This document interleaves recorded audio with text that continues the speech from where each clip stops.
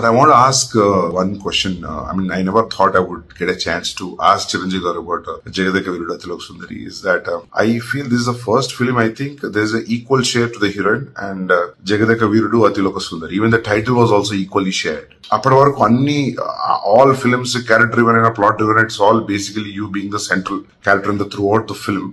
So ఏమన్నా మీకు importance of me being such a big star energy deplete అవుతుంది అని ఏమన్నా ఎప్పుడన్నా అనిపించిందా? జగదేక వీరుడుగా ఎవరైనా ఆల్టర్నేటివ్ దొరుకుతారు కానీ అతిలోక సుందరిగా మాత్రం ఎవ్వరు దొరకరు.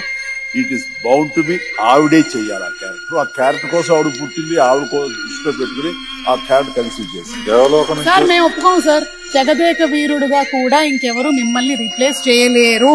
వన్ క్వశ్చన్ ఫర్ రఘవేంద్ర గారు is that sir, if imagine if Chiranjeevi గారు శ్రీదేవి గారు అసలు కుదరకపోయి ఉంటే dates for coming 3 years 4 years 5 years ఈ కథ అలానే ఉండేదా బుక్లెట్ లో?